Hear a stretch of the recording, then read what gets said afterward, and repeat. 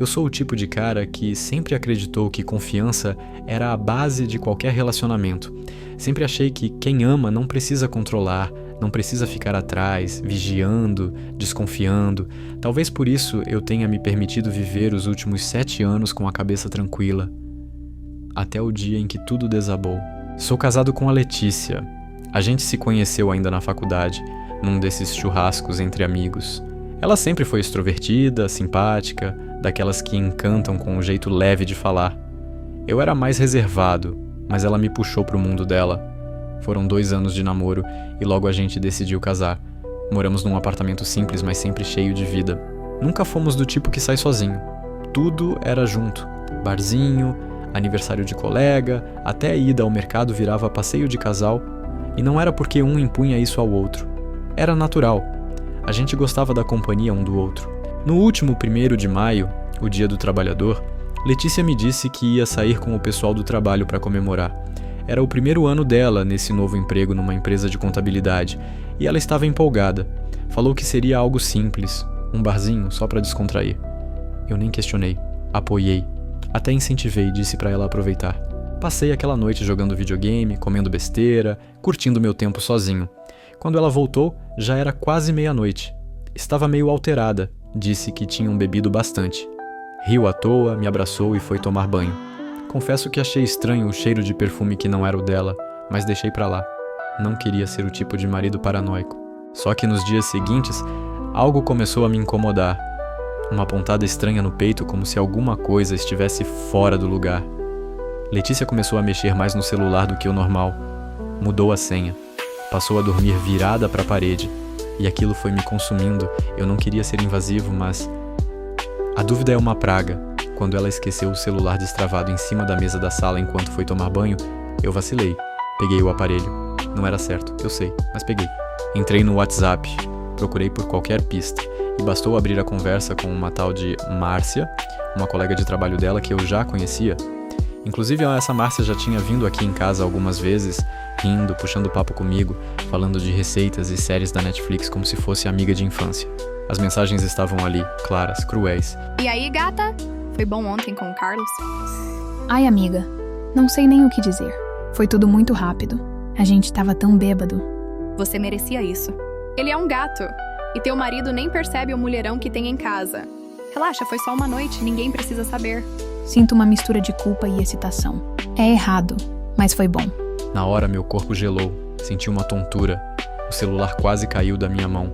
Sentei no sofá, tentando processar. Carlos, um colega de trabalho. Ela ficou com ele, naquela noite. A mesma noite que eu fiquei em casa, tranquilo, achando que minha esposa estava só comemorando com os colegas. Ela foi incentivada por alguém que eu deixei entrar na minha casa, que sentou à nossa mesa, que tomou café comigo. Esperei ela sair do banho. Estava de roupão, enxugando o cabelo, quando me viu parado na porta.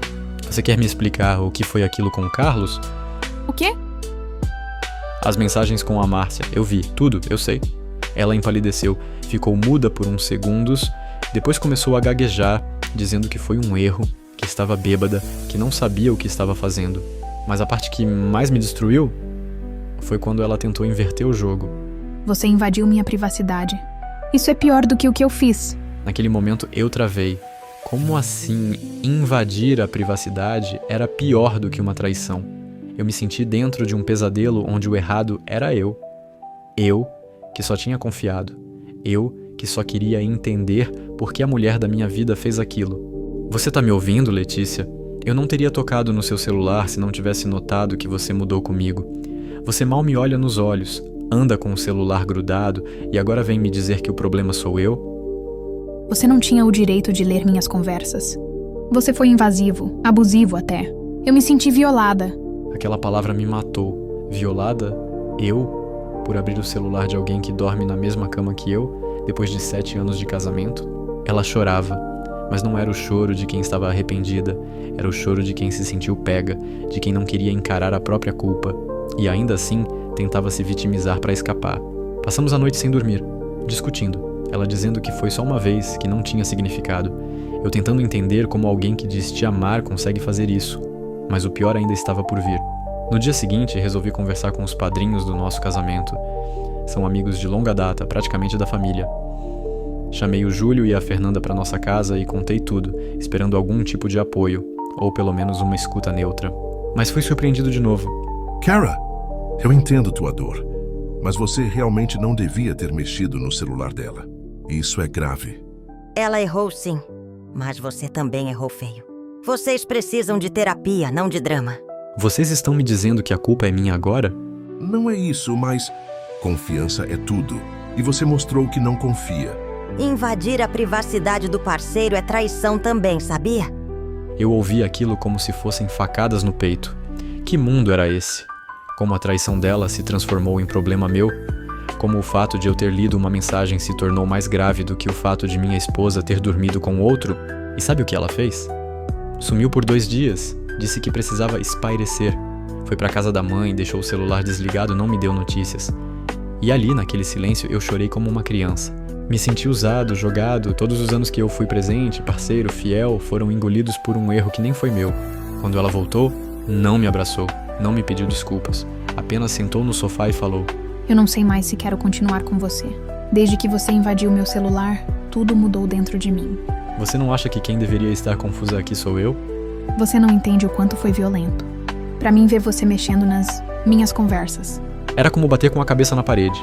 Ela ignorava completamente o fato de ter me traído, como se o verdadeiro problema fosse eu ter descoberto. Ela passou a me tratar com frieza. Dormíamos na mesma cama, mas parecia que havia um muro entre nós.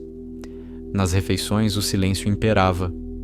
Quando tentava puxar assunto, ela respondia com monossílabos. E até nosso cachorro percebeu o clima. Andava cabisbaixo, deitava sozinho no canto da sala, como se pressentisse o fim. Tentei pedir desculpas por ter mexido no celular, mesmo não achando que devia. Fiz isso porque queria salvar meu casamento. Disse que poderíamos procurar ajuda profissional. Ela disse que não estava preparada. Nos domingos, em vez de assistir série no sofá, abraçados como fazíamos, ela saía para tomar ar com amigas. E adivinha quem reapareceu?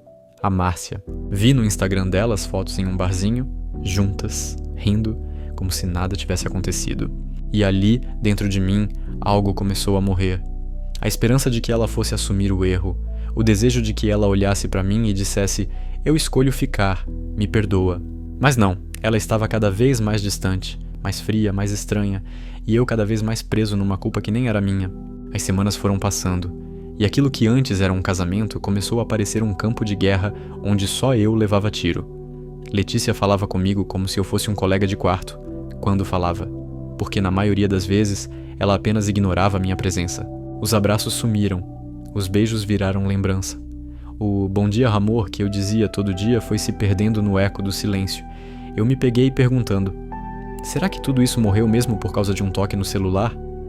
Ou será que o toque foi só o estopim de algo que já estava apodrecendo? Em uma noite chuvosa, depois de um dia inteiro de trabalho, cheguei em casa e encontrei Letícia sentada na varanda, com um copo de vinho. O olhar dela estava longe, como se ela nem percebesse minha presença. A gente precisa conversar, Letícia. Agora não. Mas a gente nunca conversa. Você vive fugindo. E eu tô aqui tentando salvar o que resta da gente. Você quer salvar? Mas foi você quem destruiu tudo. Você me traiu, Letícia. Eu confiei em você. 7 anos juntos e você jogou tudo fora por uma noite. E você acha que isso foi de repente? Que eu acordei um dia e decidi fazer isso? Não, Daniel. Eu me sentia sozinha, invisível. Você estava sempre no automático. Eu tava cansado, sim. Mas nunca deixei de te amar, de te respeitar, de te escolher todos os dias. E você me traiu. E ainda tá tentando se justificar como se fosse vítima. Ela chorou. Mas não era um choro de arrependimento. Era um choro de frustração. Como se ela não conseguisse encarar as próprias escolhas. Como se estivesse presa entre o desejo de continuar a vida dela e o peso da culpa. Depois daquela noite, ela passou a dormir no sofá. Disse que precisava de espaço. E de novo, fui eu quem pediu desculpas. De novo, fui eu que tentei reatar. Porque eu ainda acreditava que aquele casamento podia ser salvo. Mas tudo foi desmoronando mais ainda no dia em que vi Letícia saindo de carro com o tal Carlos. O mesmo cara da mensagem. Era uma tarde de sábado. Eu tinha ido ao mercado e, quando voltei, vi o carro estacionado na esquina. Ela desceu do apartamento toda arrumada e ele abriu a porta para ela com aquele sorriso nojento. Eles foram embora e eu fiquei parado ali no portão, sentindo o mundo girar. Eu quis correr atrás, quis gritar, mas fiquei paralisado, porque era o fim. Naquela noite eu não dormi, só chorei. Chorei de raiva, de frustração, de dor, de amor não correspondido. Me olhei no espelho e vi um homem que se doou inteiro e recebeu só desprezo em troca. No domingo, Letícia voltou já de manhã cedo. Trazia café e pão como se nada tivesse acontecido. Sentou-se à mesa e disse: Eu saí com o Carlos. Quis ter certeza do que eu sentia. Agora, você quer ele? Eu não sei. Ele me faz sentir viva. Mas você é minha história. Eu tô confusa. Letícia, você fez sua escolha no momento em que cruzou a linha. Eu tô aqui tentando juntar os cacos, mas você continua quebrando tudo com os pés. Ela se levantou e foi embora. Não disse nada. E eu fiquei ali com a mesa posta, o café esfriando, o coração partido e a cabeça em colapso. Nos dias seguintes, decidi parar de correr atrás. Deixei ela no silêncio dela. Comecei a sair mais, reencontrei amigos, voltei a treinar, a cuidar de mim. E pela primeira vez em meses, eu respirei sem sentir culpa. Até que um mês depois, Letícia me chamou para conversar. Ela estava abatida, com olheiras profundas e um semblante cansado. Carlos me largou. Disse que não quer compromisso. Que tudo foi só uma aventura. Eu me sinto um lixo. Agora você entende o que é ser descartado? Você me perdoaria? Eu já perdoei, Letícia, mas não por você, por mim. Eu precisava me libertar disso. Mas voltar? Nunca mais. Ela chorou, implorou, disse que podia mudar, que tudo podia ser como antes, mas não podia. Eu não disse nada na hora. Apenas levantei, fui até o quarto, peguei uma mala e comecei a colocar minhas roupas. Ela me olhava em silêncio com os olhos vermelhos, como se só ali tivesse entendido que perdeu, de verdade. Quando fechei o zíper, respirei fundo, olhei pra ela e falei: Letícia, eu te amei de verdade, com tudo o que eu tinha. Eu fui parceiro, amigo, marido, confidente. Nunca precisei de outra mulher porque pra mim você era suficiente. Mas você preferiu ouvir alguém que não construiu nada contigo. Você jogou fora nossa história por um momento de ego. Eu tava perdida, Daniel. Eu me senti sozinha. E em vez de me procurar, você procurou outro. Em vez de conversar, preferiu trair. A dor que você me causou não se conserta com lágrimas. Não é sobre erro, é sobre escolha. E você escolheu quebrar o que era inteiro. Ela tentou me abraçar, mas eu recuei. Doeu demais fazer isso, mas era necessário. Eu precisava escolher a mim mesmo pela primeira vez em muito tempo. Saí do apartamento com a mala em uma mão e o coração estraçalhado na outra. Me hospedei num hotel por uns dias até conseguir alugar um pequeno estúdio. Comecei do zero, com dor, com saudade, com lembranças que insistiam em doer toda vez que eu via um casal de mãos dadas na rua. Mas eu estava livre. Os meses seguintes foram duros. Recebi mensagens dela quase todos os dias, pedindo para conversar, dizendo que estava indo à terapia, que entendeu o valor que eu tinha, que me amava, que se arrependia. Mas quando a confiança é quebrada, não tem cola no mundo que reconstrua o que foi destruído por escolha própria. Até os padrinhos que antes me apontaram o dedo vieram me pedir desculpas. Disseram que agora entendem que Letícia manipulou todo mundo, que o erro não foi meu, mas o estrago já tinha sido feito. Hoje, quase um ano depois, posso dizer que estou melhor. Ainda carrego cicatrizes, claro. Ainda lembro da dor de cada silêncio, de cada ausência dela, mesmo estando presente. Mas também aprendi que amor sem reciprocidade é autoabandono. Outro dia eu encontrei a Márcia por acaso. Estava sozinha num café, com o semblante abatido. Me viu, baixou a cabeça, não trocamos uma palavra. Mas aquele momento bastou para eu sentir que o universo estava colocando as peças no lugar. Soube por amigos em comum que Letícia não conseguiu manter mais nenhum relacionamento depois de mim. Tentou reatar com Carlos, mas ele a ignorou. Depois saiu com outro colega que também a deixou. Hoje vive postando frases tristes nas redes, tentando passar a imagem de superação, mas quem conhece sabe, ela me perdeu. Mas o mais triste é que perdeu a si mesma primeiro. Eu sigo, um passo de cada vez, um dia de cada vez, e sigo mais leve, porque escolhi me amar, porque escolhi não aceitar migalhas emocionais.